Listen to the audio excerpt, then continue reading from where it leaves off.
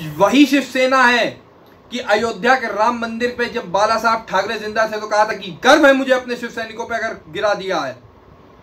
और वही शिवसेना जब राम मंदिर का लिए इतना बड़ा आयोजन किया जाता है तो कहती है ये ढकोसला करने की क्या जरूरत है। तो मैंने एक वीडियो बनाई थी अग्निवीर के समर्थन में। मैंने उसके बाद सोच लिया कि मैं वीडियो नहीं बनाऊंगा। वो वीडियो मैंने बना दी, लेकिन बाद में सोचने पर लगा कि यार अभी मैं कहूँ मैं समर्थन करूं और 10 दिन बाद या 10 महीने बाद ये सरकार पलट जाएगी। अमित शाह ने पीडीपी के साथ सरकार बनाई, मास्टर स्ट्रोक। 370 हटाई, मास्टर स्ट्रोक। सीए कानून पास किया, मास्टर स्ट्रोक। लेकिन सीए के नियम आज दिन तक नहीं ला पाए, वो भी मास्टर स्ट्रोक। 38 से 39 मतलब 14 से 15 लोग, 24-25 का रखो तो 14 से 15 लोग 21 तारीख योगा दिवस के बाद वहां पहुंचे, गुवाहाटी पहुंचे सीधे। कभी 2 कभी 3 कैसे पहुंच रहे हैं यार। और वो वहां जाके रुक जा रहे हैं। भाई पहले पार्टी करने का मनाने गए। उत्तराखंड की सरकार आज दिन तक एक लौता एग्जांपल है जिसमें कि वर्डिक्ट आया हुआ है कोर्ट का, जिसमें कोर्ट ने माना है कि उत्तराखंड की सरकार बचाने के लिए विधायकों को पैसे दिए गए। जाके चेक कर लो किसकी सरकार थी और किसने बचाने के लिए पैसे दिए थे। 2 मंत्री जेल चले जाते हैं। सचिन वजे करके एक एसीपी जेल चला जाता है और आज दिन तक मुंबई का पुलिस कमिश्नर मारे फिर रहा है। नमस्कार, जय हिंद, वंदे मातरम। दोस्तों एक बार आपका फिर से स्वागत है हमारे YouTube चैनल श्रुतिक पे। तो आज जैसे कि आप जानते हैं कि संडे है तो मैं वापस आ चुका हूँ गरम अड्डे के नए एपिसोड के साथ। तो जैसे कि आपने पढ़ा आज का थंबनेल जो कहता है कि ये सियासी बगावत है या विचारधारा की लड़ाई, और दूसरी चीज़ तारीफ भी और शिकायत। तो जिससे पहले कि वीडियो शुरू करें उससे पहले यार कुछ बात कर लेते हैं। पहली बात तो माफ़ी मांगना चाहूँगा कि इस वेडनेसडे को वीडियो नहीं आ पाई द इंडियन फाइल्स की।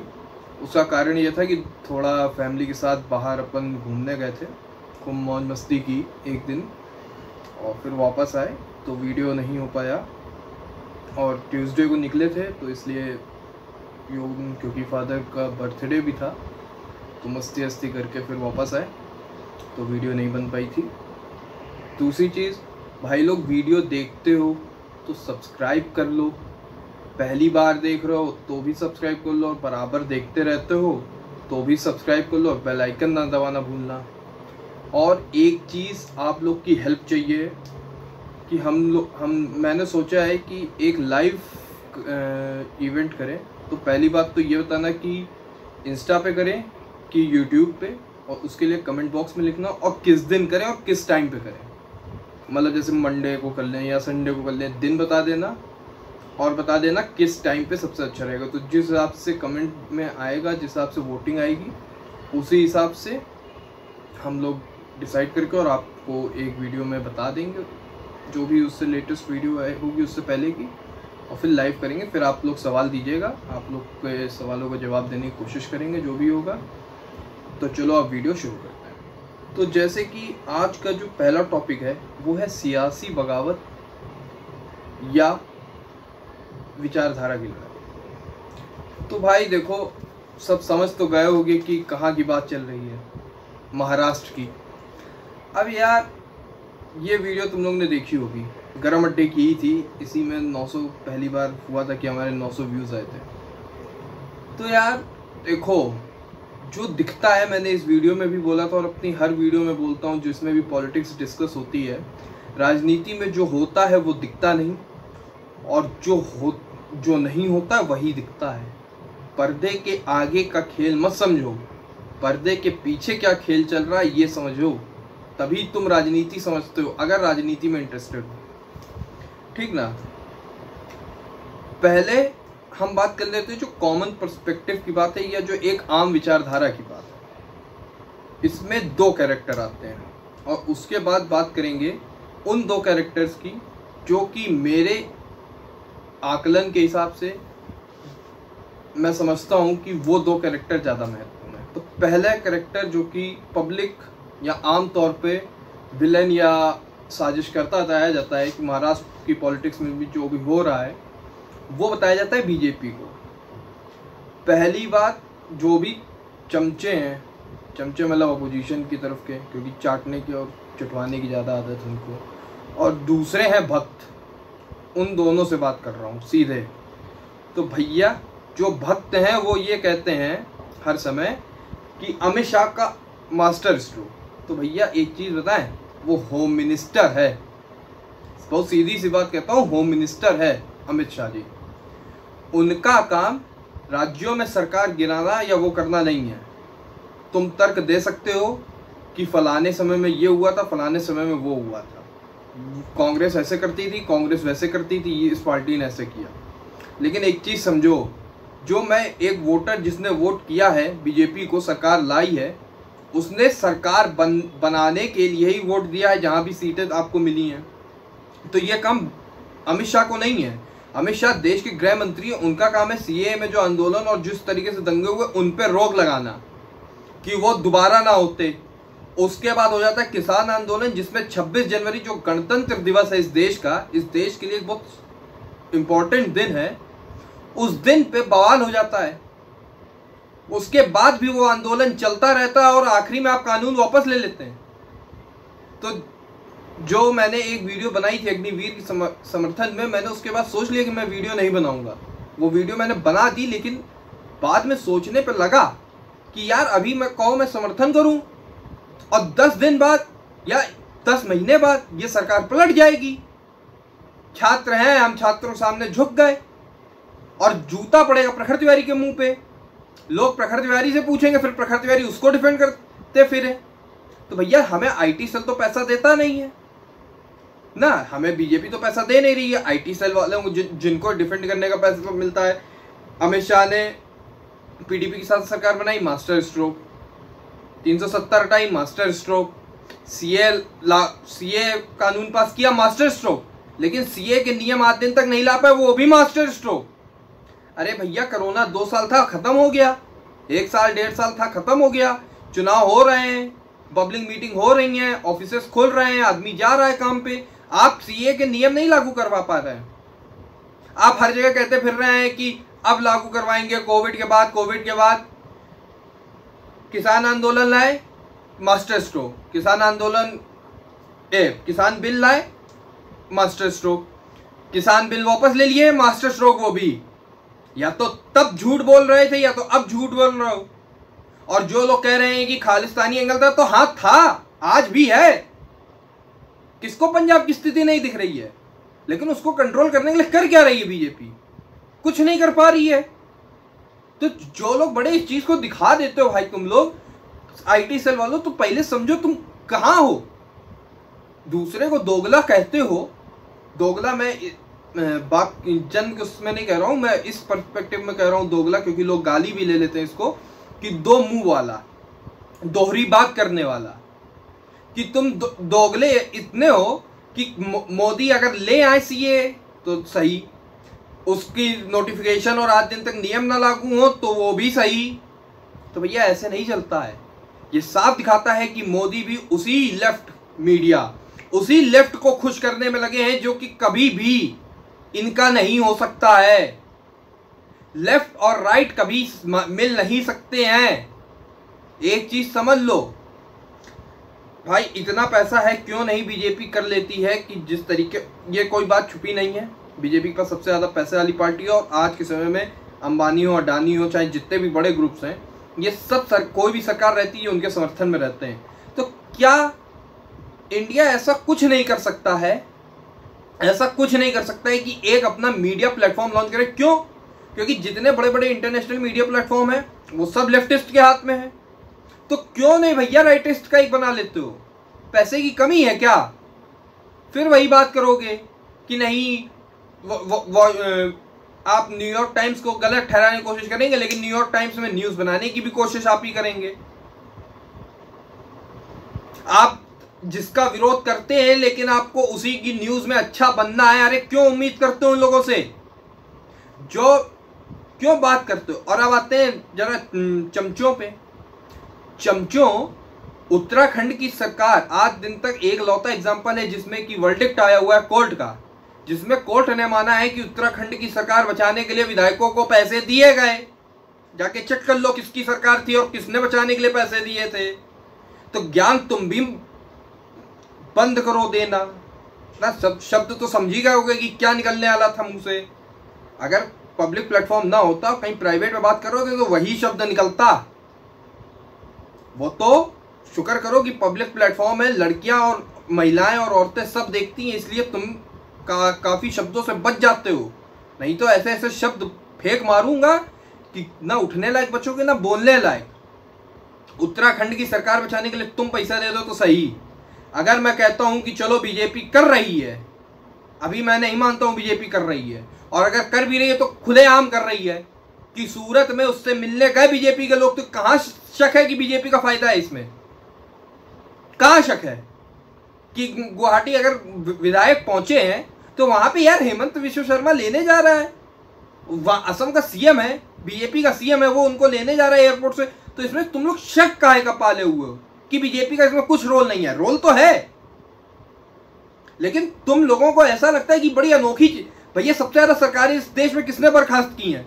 चुनी चुनाई जनता के द्वारा चुनी गई किसने की है? सबसे ज्यादा बताऊं किसने की है? कांग्रेस ने। जो पहले एक समय में वन नेशन वन वोटिंग ही होती थी, एक साथ हर राज्य में चुनाव होते थे और पूरे देश के चुनाव होते थे, लेकिन उसको ये इस हालत में लाने वाला कौन पहुंच बना?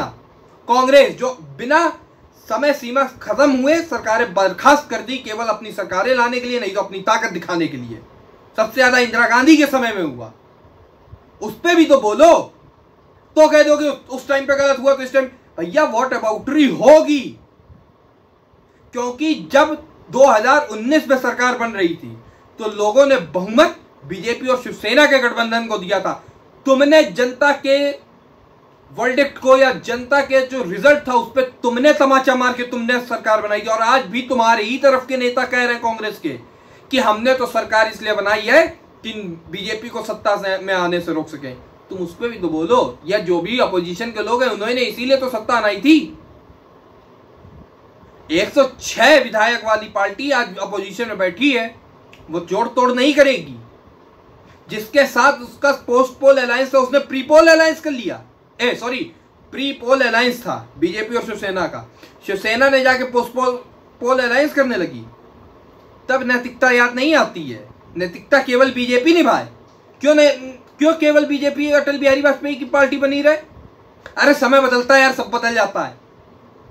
श्री कृष्ण ने भी जो झूठ नहीं बोलते थे, धर्मवीर जिनको कहा गया, युधिष्ठिर जी को, उनसे झूठ बुलवा लिया था ना। तो भैया युद्ध के नियम तो साफ हैं, जिस तरीके तुम खेलोगे उसी तरीके हम भी खेलेंगे। युद्ध का ये थोड़ी नहीं है कि हम नैतिकता से लड़ेंगे और तुम बिना नैतिकता से लड़ते रहोगे। तो काहे रो रहे हो? पॉलिटिक्स ही है ना, यही कहोगे ना कि पॉलिटिक्स है, हमने पॉलिटिक्स की थी तो बीजेपी भी कर रही है, तो चुप रहो। अब आते दूसरे कैरेक्टर पे, एकनाथ शिंदे जी पे, जिनकी ये रचना है। तो भैया देखो, जो लोग एकनाथ शिंदे को गाली दे रहे हो शिवसैनिकों, पहली बात मैं आपसे पूछता हूं, तुमने हमेशा किसके खिलाफ लड़ा है? या जो नेता उनके जीते थे शिवसेना के, क्या वो बीजेपी के खिलाफ लड़ के जीते थे? नहीं ना। वो उसी एनसीपी और कांग्रेस के लोगों को गाली देके शिव सैनिकों ने उन्हीं एनसीपी और उन्हीं कांग्रेसियों को डंडा, लाठी और तलवारों से मारा है। एक एक शिव सैनिकों पे सैकड़ों केसेस डले हुए हैं इसी चीज के। और उन्हीं के साथ जाके जब सरकार बनाई तो जो शिव सैनिक जो आम गली में टहलता होगा, लोग उससे नहीं पूछते होंगे। एकनाथ शिंदे कितने जमीन से जुड़े नेता हैं आप इससे पता लगा लीजिए, या कितने माननीय नेता हैं। क्योंकि मैंने न्यूज में सुना कि उनको तो नंबर 2 उद्धव ठाकरे ने बनाया था। बिल्कुल सही, आप पार्टी अध्यक्ष थे, आपने ही उनको कमान दी, आपने ही उनको ताकत दी, बिल्कुल माना। लेकिन उद्धव ठाकरे ही जी अगर इतने ही वो थे तो क्या आपको पार्टी पे इतना कंट्रोल नहीं था? आपका नंबर 2 आपको धोखा देता है जिस तरीके आप कह रहे हैं। पर क्या बाला साहब ठाकरे कभी कांग्रेस के साथ सरकार बनाते? शरद राव पवार के कितने अच्छे दोस्त थे बाला साहब ठाकरे, ये दुनिया जानती है, लेकिन कभी उसके साथ सरकार नहीं बनाई। क्यों नहीं बनाई? कभी सोचा कि मेरा अगर कोई मेरा बहुत अच्छा दोस्त हो, मैं उसके साथ कभी समझौता ना करूं, कभी कोई अपना बिजनेस ना करूं, तो कुछ मतलब होगा ना। तो तब नहीं ख्याल आया, तब नैतिकता और अनैतिकता या अपने बाप के विचार कभी कुछ नहीं याद आए। भाई बाला साहब ठाकरे एक लौते ऐसे इंसान है शायद जिनका नाम बाल ठाकरे करके है, लेकिन उनको, मैं नॉर्थ इंडिया का हूँ, लेकिन जब मैं भी नाम लेता हूँ तो बाला साहब ठाकरे ही बोलता हूँ। क्यों बोलता हूँ? क्योंकि उनके लिए सम्मान दिल से निकलता है। उद्धव ठाकरे जी के लिए सम्मान दिल से नहीं निकल पाता है। क्यों नहीं निकल पाता है ये आप सोचिएगा साहब, क्यों नहीं निकलता है? कभी सोचा आपने? कभी सोचा? नहीं सोचा ना। क्योंकि बाला साहब ठाकरे ने वो काम किए थे। अगर वो हिंदुत्व के लिए कहते थे तो हिंदुत्व के लिए लड़े, कभी पीछे नहीं हटे, कभी दोगली बातें नहीं की। राम मंदिर के लिए पूछा गया, उन्होंने कहा हाँ मेरा हाथ नहीं पांव था और मेरे शिवसैनिकों ने किया तो मुझे गर्व है। और आज उन्हीं बाला साहब ठाकरे की शिवसेना की सरकार बनती है, मुख्यमंत्री उन्हीं की लड़का है, उन्हीं का लड़का है। अब पाल घर में साधु मार दिए जाते हैं, क्यों नहीं निकलती है? 370 पे पहले समर्थन करती है और बाद में मखौल उड़ाती है। वही शिवसेना है कि अयोध्या के राम मंदिर पे जब बाला साहब ठाकरे जिंदा थे तो कहा था कि गर्व है मुझे अपने शिवसैनिकों पे अगर गिरा दिया है। और वही शिवसेना जब राम मंदिर का लिए इतना बड़ा आयोजन किया जाता है तो कहती है ये ढकोसला करने की क्या जरूरत है। ये वही शिवसेना है जो कहती थी कि अयोध्या तो झांकी है, काशी मथुरा बाकी है। पर ये बाला साहब ठाकरे और उद्धव साहब ठाकरे में इतना अंतर आ गया कि जब काशी की बात होनी चालू हुई तो कहते हैं कि राजनीति है, विशुद्ध राजनीति कर रही है बीजेपी। साहब सोचने की जरूरत आपको है। शिंदे जी हो सकता है कि राजनीतिक फायदा या कुछ भी हो, लेकिन जाना तो उनको लोगों के बीच में है ना एमएलए को, तो उनको तो लगता ही होगा। आप तो साहब बड़े लोग हैं, आपको कभी पब्लिक के बीच में कहाँ जाना पड़ता। बाला साहब ठाकरे जाते थे, क्योंकि जो इंसान मेहनत से पार्टी बनाता वही जानता है कि कैसे चलानी है। और ये बात सच्चाई है, पुत्र मोह में जिसने अपनी पार्टी की कमान अपने लड़कों और चेले चपाटों को दे दी, लड़कों ही को दी, उनका क्या हाल हुआ है देखा है। मुलायम सिंह ने दी थी 2012 में। अगर अखिलेश यादव की एक क्वालिफिकेशन पूछी जाए कि मुख्यमंत्री बनने की क्या थी, तो केवल एक थी कि वो मुलायम सिंह के लड़के थे और कोई क्वालिफिकेशन नहीं थी। शिवपाल सिंह यादव नंबर 2 शुरुआत से थे। उन्होंने पार्टी बनते और कैसे मेहनत करते उन्होंने शुरुआत से देखा था, पर उन्होंने उनको नहीं दी, पुत्र मोह में लड़के को दे दी। क्या हश्र हुआ? 2014 आ रहे, 2017 आ रहे, 2019 आ रहे, 2022 आ रहे। तो जो लोग बहुत कहते हैं ना कि काबिल था लड़का काबिल था, तो 2012 में अपने नाम पे नहीं जीता था, मुलायम सिंह के नाम पे जीती थी पार्टी और मुलायम सिंह ने अखिलेश यादव को सर पे ताज सजा दिया था। ये आपको देखना चाहिए। उसके बाद से जब से अपने उस पे आए, कितने कौन सा चुनाव जीत लिया? 5 सीटें नहीं, 2000 भाई 5 ही सीट थी ना, 5 सीटें ही थी ना 2014 के लोकसभा इलेक्शन में। 2017 आया तब तो क्या हाल हो गया, 2019 आया तो भी 5 की 5 लोकसभा सीट रही। शिवपाल सिंह यादव वापस आए तो शिवपाल सिंह यादव ने अपनी एक औकात साबित कर दी कि वो भले ही इतने बड़े फैक्टर नहीं है, लेकिन वो इतने बड़े फैक्टर हैं कि उनके जाने से आपको 50 सीटों को नुकसान हो सकता है, फायदा भले ही ना हो। 50 सीटें पे कंट्रोल है ना उनका, और आप उन्हीं चाचा को आपने दरकिनार लगाने की कोशिश की। तो हाल देख लो। अब चलते हैं, जरा मैं क्या सोचता हूँ ये बताता हूँ आपको। मेरे हिसाब से 2 कैरेक्टर है इस पूरा ये जो रोल प्ले या आप कह लीजिए ये जो पूरा मूवमेंट बना, इसके 2 ही कैरेक्टर हैं। बीजेपी एक एक्सटर्नल कैरेक्टर है जिसको कि सत्ता में आना और वो कर रही थी, वो कैरेक्टर यूनिवर्सल है। वो मैं फैक्ट कहता ही नहीं हूँ कि वो है ही नहीं, वो है। लेकिन अब सुनिए मेरी बात, जो मैंने पर्दे के पीछे का खेल देखा। पहला कैरेक्टर है उद्धव ठाकरे जी। अब आप कहेंगे उद्धव ठाकरे अपनी सरकार गिराएंगे। हाँ साहब, गिराएंगे। हो सकता है मेरी जो मैंने वीडियो अभी आपको कुछ देर पहले दिखाई थी कि ये गर्म अड्डे की, शायद वही वीडियो देख ली थी और कुछ समझ गए, या कहीं से अनुभूति हो गई, या किसी ने ज्ञान दे दिया और ज्ञान उन्होंने लिया इस बार कि 2.5 साल उन्हें सरकार चलानी थी, 2.5 साल तो रहे लिए मुख्यमंत्री। अब लेकिन दिक्कत ये थी अघाड़ी सरकार में, महाविकास अघाड़ी सरकार में कौन सी पार्टी छोड़े, चला कोई नहीं पा रहा था सरकार। देखो जितना भी बोल लो, 2 मंत्री जेल चले जाते हैं, सचिन वजेकर के एक एसीपी जेल चला जाता है और आज दिन तक मुंबई का पुलिस कमिश्नर मारे मारे फिर रहा है। तो इतनी बेइज्जती शायद ही कभी किसी सरकार की हुई हो कि इतने अहम पद पे बैठा आदमी इतने अहम गुनाहों में अंदर गए हों। अनिल देशमुख जाते हैं मनी लॉन्ड्रिंग और टेररिस्ट एक्टिविटी में। सचिन वाजपेयी किस लिए जाते हैं, जो एक पुलिस ऑफिसर था, टेररिस्ट एक्टिविटी और मर्डर के चार्ज में। फिर आते हैं तीसरा करेक्टर, अब जो सब करेक्टर्स हैं वो किस, नवाब मलिक जाते हैं, विक्ट्री का साइन बनाया जा रहा था ना, कुत्ता ना दिया जिसको, सॉरी कुत्ता नहीं, ये बना दिया था, देख लेना फोटो, क्यों वी बना के गए तो ये बन गए थे, आप लोग ने देख ली फोटो। किस लिए, दाऊद से नाता होने के लिए, दाऊद से रिश्ते हैं इनके। और चौथे पुलिस कमिश्नर, इन्होंने आरोप लगाया था सचिन वाजे और अनिल देशमुख पर और खुद ही फंस गए ना। तो उद्धव ठाकरे को सरकार नहीं चल रही थी और उन्हें समझ में आ गया कि बाला साहब ठाकरे क्यों नहीं कभी भी सरकार में बैठे। उन्होंने जबकि एक बार खुद माना था उनकी वीडियो में, मतलब एक शो में थे, कि मैं रिमोट कंट्रोल से सरकार चलाता हूँ। पता है क्यों? क्योंकि ये बेइज्जती नहीं होनी पड़ती है, ये होता है फायदा। मातोश्री की इज्जत इस हिसाब से गिर गई कि जिस किसी को भी बाला साहब ठाकरे से कोई काम होता था या बाला साहब ठाकरे को उनसे काम होता था तो भी मातोश्री आते थे। लेकिन सरकार बनाने में ऐसा व्यस्त हुए उद्धव ठाकरे जी कि शरद राव पवार के घर भागे चक्कर लगाए फिरे थे। तो मातोश्री की इज्जत नहीं गिरी, उनको भी समझ में आया कि बीजेपी ने इज्जत दी थी। मेरे हिसाब से ये पूरा खेल रचा इन्होंने, क्योंकि भाई देखो मेरी जो थ्योरी है, कुछ लोगों को ये लेके निकले थे जो कि 25 की संख्या थी, 25 विधायक गए थे यार। लेकिन आज के समय में 38 से 39, मतलब 14 से 15 लोग, 24-25 का रखो तो 14 से 15 लोग 21 तारीख योगा दिवस के बाद वहां पहुंचे, गुवाहाटी पहुंचे सीधे, कभी 2 कभी 3, कैसे पहुंच रहे हैं यार। और वो वहां जाके रुक जा रहे हैं। भाई पहले पार्टी करने का मनाने गए और लेकिन वहां गए, वहीं रुक गए, वहीं होके रह गए। मेरी जितनी अंडरस्टैंडिंग है, ये सारा खेल उद्धव ठाकरे का रचाया है।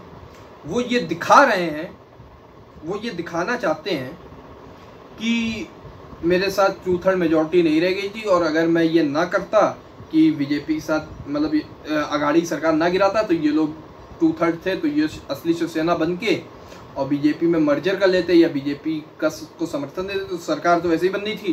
तो मैंने अपने क्योंकि भावुक होते शिवसैनिक, तो मैंने शिवसैनिकों से बात की और शिवसैनिकों ने कहा नहीं आपको बीजेपी के साथ चले जाना चाहिए, तो मैं बीजेपी के साथ चला गया। अब आते दूसरे कैरेक्टर पे जो मेरे अकॉर्डिंग इसका एक अहम किरदार प्ले किया, या दूसरी थ्योरी भी आप कह सकते हैं, मेरी 2 थ्योरी है। तो दूसरी थ्योरी का जो मेन कैरेक्टर है वो है शरद राव पवार।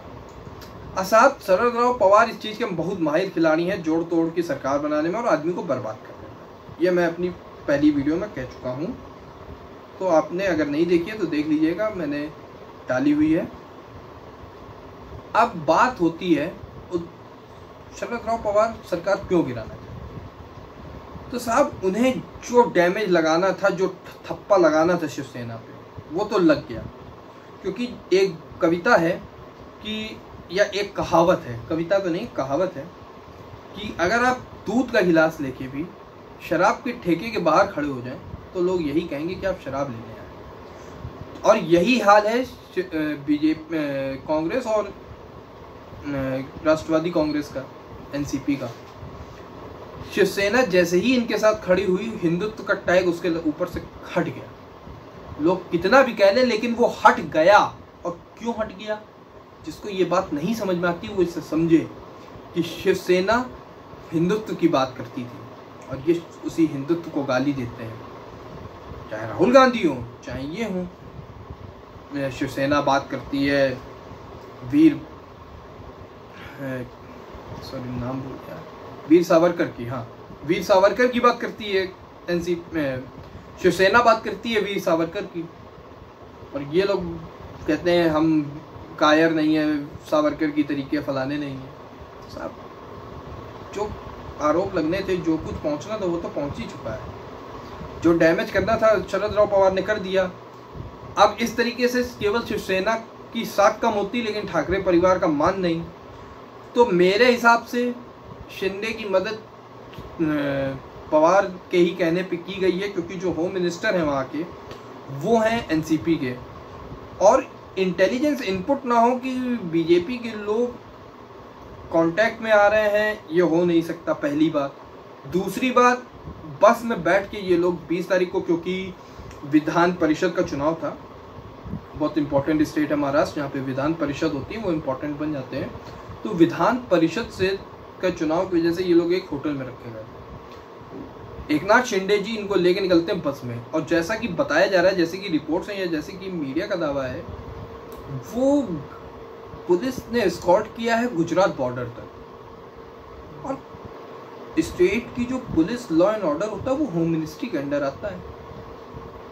तो साहब होम मिनिस्टर का रोल नहीं है, और एनसीपी का किसी नेता की इतनी औकात कि शरद राव पवार से बिना पूछे कुछ कर ले, मेरे हिसाब से तो नहीं है साहब। तो इन दोनों में से या तो दोनों ने अपने अपनी चाल चली, और कौन किस पे भारी है, किसकी सच्चाई है, क्योंकि अगर शिंदे बगावत करते हैं और शिंदे बगावत में कामयाब हो जाते हैं और वो अपने आप को असली शिवसेना प्रूफ कर ले जाते हैं, और कमान उनके हाथ में आ जाती है, और उद्धव ठाकरे को पार्टी के बाहर का नज़ारा देखना पड़ जाता है, तो ठाकरे परिवार की सारी साख खत्म हो जाएगी। पहली ये चीज़ भी इम्पोर्टेंट है। तो शरद राव पवार का जो बरसों का बदला था बाला साहब ठाकरे से, वो उनके लड़कों से लेके पूरा भी कर सकते हैं। या दूसरी चीज़ ये हो सकती है, उद्धव ठाकरे ने शिंदे से बात की हो कि तुम ऐसे करो, और शरद राव पवार को लगता रहा खेल उनके हिसाब से चल रहा है, बीजेपी से बात कर चुके हों, यहाँ से ये पहुँचे और वहाँ पे ठाकरे साहब कहते नहीं चलिए मैं मैं अध्यक्ष बना रहूँगा पार्टी का, और सरकार बीजेपी की बने और बीजेपी अपना मुख्यमंत्री बनाए। ये भी तो हो सकता है भैया। Politics is art of impossible, ये समझ लो। इसमें खेल 3 चले हैं। अगर आप एग्री करते हैं बात से तो कमेंट करिएगा, डिसएग्री करते हैं तो भी कमेंट करिएगा। वीडियो पसंद आए तो लाइक कर देना यार, अभी तक अगर नहीं लाइक की हो। अब चलते हैं दूसरे पार्ट पे। तो अब जो दूसरा पार्ट है वो है तारीफ भी और शिकायत भी। ये तारीफ और ये शिकायत दोनों एक ही पार्टी से हैं, वो है भारतीय जनता पार्टी। पहले तारीफों की बात करें तो पहली तारीफ जो मैं करना चाहूँगा वो बीजेपी की है कि द्रौपदी मुर्मू जी को प्रेसिडेंशियल कैंडिडेट डिक्लेयर किया एनडीए।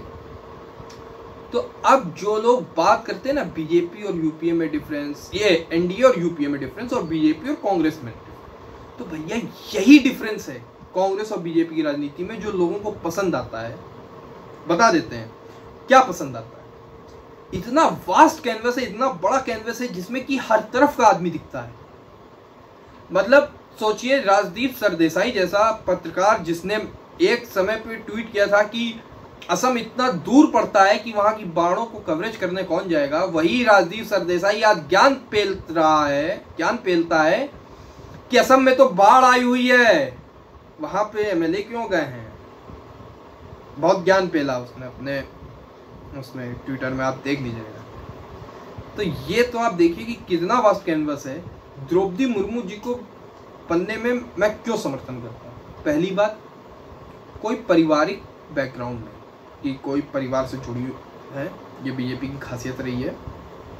दूसरी, महिला है। तीसरा, गरीब है। चौथा, आदिवासी महिला है, ट्राइबल कम्युनिटीज आती हैं। पांचवा, सोसाइटी में बहुत कंट्रीब्यूशन किया है। अरबिंदो एकेडमी में फ्री में पढ़ाया, उसके बाद वहाँ क्या कहते हैं नहीं जो कॉन्ट्रैक्ट पे नौकरियाँ निकलती हैं टेम्प्रेरी नौकरी की, उसके बाद विधायक बनी। उसके बाद झारखंड में जाके झारखंड की राज्यपाल बनती हैं, गवर्नर बनती हैं, और फिर आज यहाँ तक का सफ़र। और जो लोग इसको चुनाव से देखते हैं, हर चीज़ को चुनाव से जोड़ के देखते हैं, तो ऐसा तो नहीं है बीजेपी को नहीं वो मिलते हैं वो, क्योंकि अगर बीजेपी को ना मिलते होते तो झारखंड, जहाँ पे ट्राइबल एरिया बहुत बड़ा है या बहुत बड़ी संख्या में है, झारखंड हो गया और भी जगहों पे, छत्तीसगढ़ जैसी जगहों पे, वहाँ पे बीजेपी काफ़ी समय तक सरकार में रही है। तो इसका मतलब है कि ट्राइबल वोट देते हैं, एमपी में भी हैं वो, तो भी देते हैं, कुछ कहीं कहीं कम देते हैं, कहीं कहीं ज़्यादा देते हैं, लेकिन देते हैं। दूसरी चीज़, ये मूल निवासी हैं या ये ओरिजिनल लोग मान सकते हैं। जैसे लोग आरोप लगा देते हैं ना, नॉर्थ इंडियंस तो आर्यंस हैं जो बाहर से हैं, लेकिन जो जंगलों में आदिवासी रह रहे हैं ये तो मूलतः यहीं के निवासी हैं। अगर ये बात तो कोई झुटला नहीं सकता है भाई, आदिवासी तो ओरिजिनल्स हैं। उनकी कम्युनिटी जिस हिसाब से पिछड़ी हुई है, जिस हिसाब से आप कहानियाँ सुनिए कि कहीं पे कोई गया, तो आप एक सोचिए कि आज वो जब वो लेडी बैठेंगी जाके राष्ट्रपति भवन में, राष्ट्रपति बन के, सारी एजुकेशन की एक तरीके से हेड वही हो जाती हैं, जितनी भी यूनिवर्सिटीज़ वो हैं प्रेसिडेंट के उस पर चलती हैं, तो एक सोचिए उनका सम्मान कितना होगा। तीनों सेनाओं की वो अध्यक्ष होंगी या हेड होंगी, तो तीनों सेनाओं के जो वो होंगे वो उनको सल्यूट करेंगे। तो ये जो एक वाइड गैप था, ये एक जो किनारे पे खड़ा आदमी था, जो साहब मानता था, केवल जो जानता था कि हम झुकना है क्योंकि हम आदिवासी हैं या ट्राइबल एरिया से हैं, वो आज देखेगा नहीं, काबिल होने से ये मैं यहाँ तक पहुँच सकता हूँ। बीजेपी का अगर आप एनडीए का लास्ट कुछ उसका देखें, जब से सरकार बनी है 2014 से, और ख़ासतौर से अवार्ड्स में देखें, तो 2014 से और अभी तक के अगर आप पद्मश्री देख लीजिए, तो वो 90% से ज़्यादा, बल्कि 95% तक ऐसे लोगों को दिए गए जिन्होंने सोसाइटी में कुछ किया है। तो जब ऐसे लोगों को अवार्ड मिलता है, आपके हिसाब से क्या होता होगा अगर कोई पेड़ लगाता है साहब? आपके हिसाब से क्या होता है कि अगर कोई लोगों के जो शव पड़े होते हैं उनको उठा के उनका अंतिम संस्कार कराता है, और जिस धर्म के हैं उसके हिसाब से अंतिम संस्कार कराता है? आपके हिसाब से कुछ नहीं होता होगा साहब, उसको एक अवार्ड मिलने से कुछ नहीं होता होगा। लेकिन उस इंसान से पूछिए जो सोसाइटी में कुछ कंट्रीब्यूट करना चाहता है, लेकिन वो इसलिए रुक जाता है, यार सरकारें क्या करने देती हैं, सरकारें ने आज दिन तक किसको समर्थन किया है?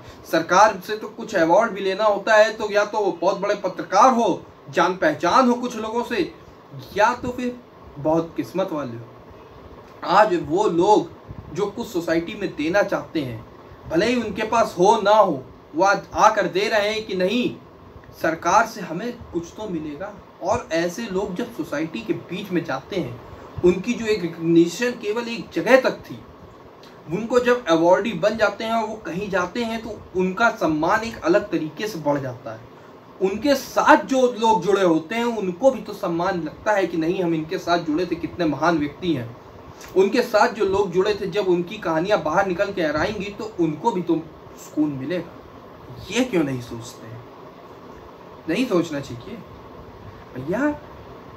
यही वाइट कैनवस होता है, इसी को कहते हैं एक बड़ा, जो लोग कहते हैं ना सेकुलरिज्म या सोसाइटी को जोड़ने वाला, ये होता है, ये सोसाइटी को जोड़ना है। मीरा कुमारी को लोकसभा का अध्यक्ष बना देना कोई सोसाइटी का विकास नहीं था भाई, वो तो एक जाने माने परिवार से थी। उनके पिताजी जगजीवन राम जी थे, तो उनके पास किसी चीज की कमी थी क्या? गरीबी देखी थी जीवन में? नहीं ना, केवल एक जाति के लिए कि जाति दिखानी है। भाई साहब, जाति ऐसे लोगों से कोई मतलब नहीं रह जाता है। मायावती कितनी भी एक जाति की नेता बन ले, क्या मायावती आज उस जाति के लिए कुछ रह गई है? कुछ नहीं। वो केवल अपने लिए कर रही है, अपने परिवार के लिए कर रही है, अपना घर भर रही है, अपना सब कुछ कर रही है। आज वो क्या दे रही हैं? लेकिन द्रौपदी मुर्मू जी ने दिया है और आज भी देंगी। ऐसे लोग जो जमीन से जुड़े, आज दिन तक वो करोड़पति और अरबपति नहीं बन पाई। विधायक तो बनी गई थी, राज्यपाल भी रह ली, लेकिन यही एक फर्क है। आप देखिए रामनाथ कोविंद जी, भाई प्रतिभा पाटिल, आप हो सकता है कि आप कहें कि पहली लेडी प्रेसिडेंट यूपीए ने बनाई। अरे साहब, प्रतिभा पाटिल कहीं से गरीब घर की थी क्या? आप एक बार रिसर्च करिएगा, फिर बताइएगा कि प्रतिभा पाटिल ठीक है, बहुत अच्छी बात है, अच्छी लेडी थी, सौम्य लेडी थी, सब ठीक था, लेकिन आप एक बार खुद देखिए जाके और उन दोनों के बीच में डिफरेंस पता लगाएंगे, तब पता चलेगा कि बीजेपी कहाँ कहाँ से ढूंढ ढूंढ के लाती है। तो जिन लोगों को नहीं समझ में आता वो लोग नहीं समझ पाएंगे इस चीज़ को, क्योंकि अगर आपने विरोध का ही चश्मा लगा लिया तो आप विरोध ही करेंगे, अच्छी चीज़ में तारीफ नहीं कर पाएंगे। अब आते हैं दूसरी तारीफ पे। अग्निवीर, जो हिंसा हुई अग्निवीर स्कीम के नाम पे, अग्निपथ स्कीम के नाम पे, उस पे बाबा बुलडोजर ने, मतलब योगी आदित्यनाथ जी ने घोषणा कर दी। और बल्कि योगी आदित्यनाथ जी ने क्या, कानपुर और प्रयागराज के डीएम्स ने घोषणा कर दी कि जिन्होंने भी दंगा किया था या बवाल किया था उनके भी पोस्टर लगेंगे, उनसे भी वसूली होगी और घर भी गिराए जाएंगे। बिल्कुल यही होना चाहिए, यही मांग मेरी हमेशा रही है और यही होना चाहिए, क्योंकि राजा वही जो अपनी प्रजा में किसी भी तरीके का भेदभाव ना करे, शासक वही अच्छा जो दंड सबके लिए सामान्य रखे, और सामान्य रहेगा तो जनता डरेगी, और जनता डरेगी तभी ये सब रुकेगा। और केवल प्रयागराज में यूपीएसआरटीसी को नुकसान हुआ है, बसें जो जलाई थी ना उसमें 16 लाख रुपए बेटा है। तो जितने फंसोगे ना, जितनों के कैमरे में आए हैं, तो ये समझ लो कैरियर तो तुम्हारा लग चला गया, तेल लेने लग गया ठप्पा दंगाई का, ठीक ना। सेना अध्यक्षों ने भी कह दिया जो मैंने बात कही थी कि बवाल करोगे तो होगा यही, लेकिन अब तुम्हें 16 लाख भरने हैं। तो जो गरीब चिल्ला रहे थे ना, अब गरीबी कितनी थी ये भी निकल कर आएगा, ठीक।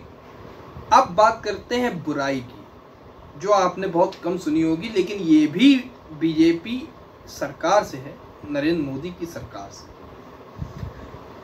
अग्निपथ स्कीम लाई गई, अच्छी बुरी अब मैं नहीं बताऊंगा कैसी है, जैसी है देखेंगे क्या करती है सरकार। लेकिन मेरे हिसाब से सेना अध्यक्ष अगर इसका समर्थन करते हैं तो मैं इसको सही मान रहा हूँ अभी तक के लिए, क्योंकि कल को फिर स्टैंड बदलना पड़ जाए भैया, तो वो अपने से होता नहीं है, ठीक है। अब लेकिन यार एक बड़ी अजीब चीज़ है, सरकार दिक्कत में दिखी तो उसने सेना अध्यक्षों को आगे कर दिया और उठा के प्रेस कॉन्फ्रेंस करवा दी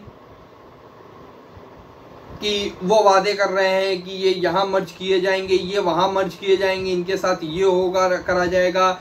जिन्होंने ये किया, भैया तीनों सेनाओं अध्यक्षों से एक चीज़ बहुत विनम्र निवेदन है, आप पॉलिटिकल आदमी नहीं हैं, तो जो चीज़ पॉलिटिकल लोगों को संभालनी चाहिए कि ये दंगे अगर हुए या इनमें हिंसा हुई, और लोगों को समझाने का काम स्कीम का आपका नहीं है, स्कीम समझाने का काम सरकार का है। दंगों पे कंट्रोल पाना कैसे पाना है ये सरकार का काम है, उसके लिए नियति और सब कुछ वो निर्धारण करेंगे, आप मत करिए आप। और सरकार को कुछ सुझाव दे देता हूँ। पहली बात, सरकार को एक अपना प्रवक्ता चुनना चाहिए जो कि केवल वही स्टेटमेंट दे आके। कोई भी स्कीम आनी है अगर डिफेंस से रिलेटेड है तो हाँ आप चाहिए तो सीडीएस के साथ बैठ के, सीडीएस और वो प्रवक्ता स्कीम रखे। सीडीएस केवल ये बताएं कि ये स्कीम के क्या प्रोसीजर से किस तरीके बनाई गई है, सेनाओं के अध्यक्षों से या कहाँ से इनपुट डेटा लिया गया है, वो प्रवक्ता बोले। उसके सिवा ना कोई मिनिस्ट्री का नेता बोलेगा, ना कोई मिनिस्टर का कोई चेला बोलेगा, ना कोई सांसद बोलेगा, ना कोई विधायक बोलेगा, ना कोई और मंत्री बोलेगा। सीधी बात ये होना चाहिए कि एक ही आदमी हो जवाब देने के लिए, जिससे कि 4 बार आप गोल पोस्ट ना बदलें।